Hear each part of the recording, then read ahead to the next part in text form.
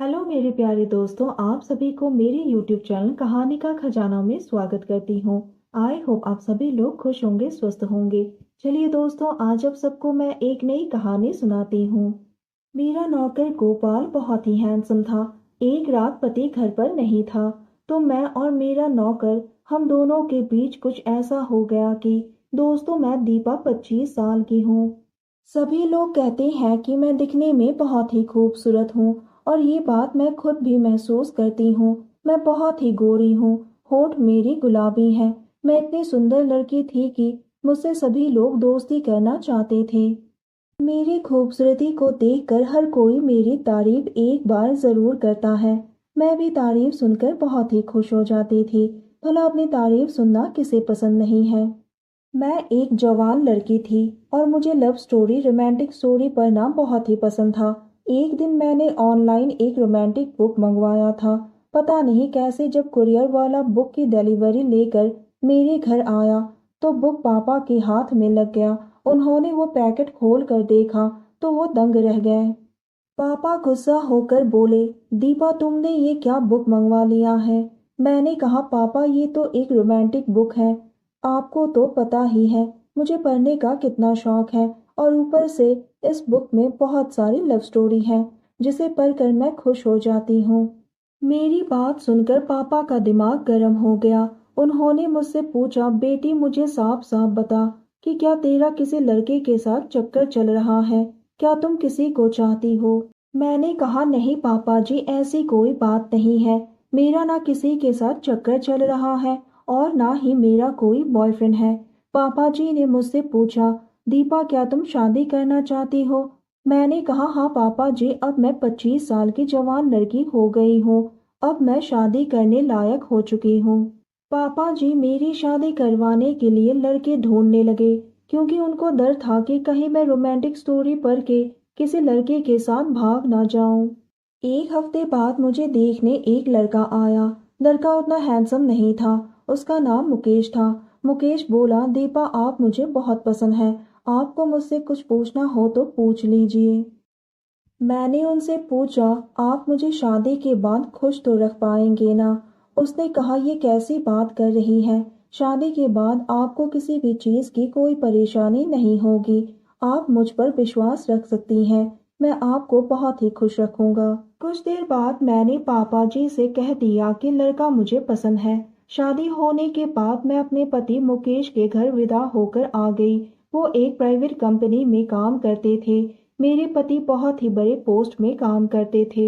Office की तरफ से हमें रहने के लिए एक अच्छा बंगला, गाड़ी और एक नौकर मिला हुआ था। शादी की पहली रात को ही मुझे पता चल गया कि मेरा पति एक नंबर का शराबी है। जैसे ही वो मेरे सामने बैठा और अपने होठों को मेरे होठों के पास ले गया, तो उसके मुंह से शराब की बदबू आने लगी। मैंने उससे पूछा, आपने शराब पी है। तब मुकेश ने कहा, मेरी शादी और मैं खुशी से शराब ना पीऊं, ये कैसे हो सकता है। उसने कहा, चलो तुम भी थोड़ी पी लो। मैंने कहा, आप कैसी बातें कर रहे हो। मैंने आज तक कभी शराब को हाथ भी नहीं लगाया है, और ना ही मेरे घर में कोई पीता है। उसकी थोड़ी देर बाद वो बेहोश होकर बिस्तर पर गिर पड़ा। दोस्तों, थोड़ा सा समय निकालकर इस कहानी को अंत तक जरूर सुने। दोस्तों, आप लोग चैनल को सब्सक्राइब करना भूल जाते हैं।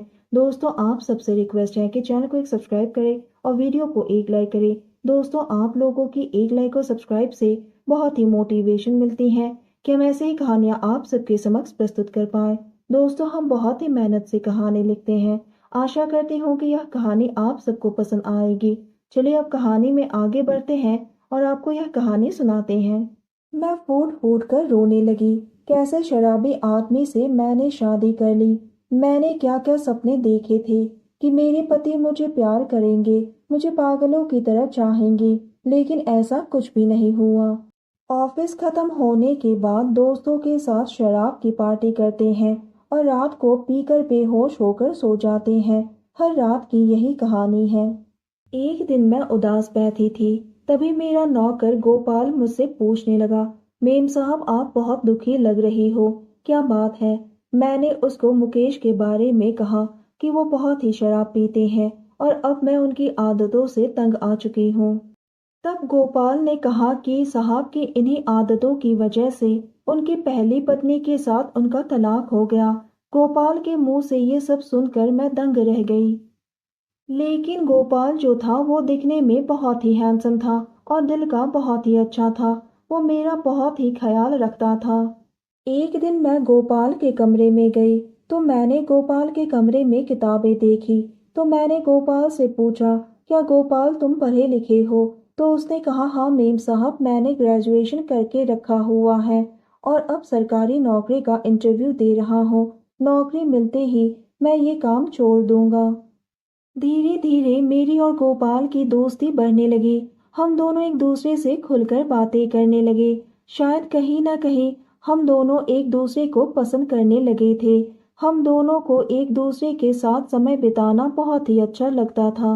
अब मैंने अपने पति से प्यार पाने की उम्मीद बिल्कुल ही छोड़ दी। गोपाल दिखने में भी हैंडसम था, पढ़ा लिखा भी था और वो बहुत ही रोमांटिक था। एक दिन मैंने मौका देखते ही अपने दिल की बात गोपाल को कह दिया। गोपाल ने कहा, हाँ मुझे आप अच्छी लगती हैं, मैं भी आपको पसंद करता हूँ। मैंने कहा, क्या हम अपने रिश्ते में आगे बढ़ सकते हैं? गोपाल ने कहा, आप तो शादीशुदा हो, मैं आपके साथ कैसे आगे बढ़ सकता हूँ? अगर मालिक को पता चल गया तो घर का माहौल खराब हो जाएगा। मैंने कहा, तुम्हें मुकेश की चिंता करने की कोई ज़रूरत नहीं है। वैसे भी उन्हें होश कहाँ रहता है। वो तो ये तक भूल गया कि वो एक शादीशुदा आदमी है और उनकी एक पत्नी भी है। मुकेश ने तो मुझे शादी के नाम पर धोखा दिया है, तो मैं उनकी परवाह क्यों करूं? एक रात मुकेश घर नहीं आया। मैं और गोपाल घर में अकेले थे। मैंने गोपाल से कहा, गोपाल क्या तुम आज रात के लिए मुझे अपनी पत्नी मान सकते हो? गोपाल ने कहा, जैसा आप कहो। उसके बाद हम दोनों प्यार के रिश्ते में बन गए। मैं गोपाल का साथ पाकर खुशी से झूम उठी। मेरी तो खुशी का कोई ठिकाना ही नहीं था। मैं पहली बार अपने आप को सुहागन महसूस कर रही थी। मैंने गोपाल से कहा, गोपाल तुमने मुझे आज वो खुशी दी जो एक लड़की हमेशा ख्वाब देखती है। तुम तो मुझे जन्नत दिखाने लगे। कुछ दिनों बाद मैंने अपने पापा जी को फोन किया और मुकेश की हरकतों के बारे में बता दिया। मैं मुकेश को छोड़कर पापा जी के घर वापस आ गई। मेरे घर छोड़ने के कुछ ही दिनों बाद गोपाल को सरकारी नौकरी मिल गई।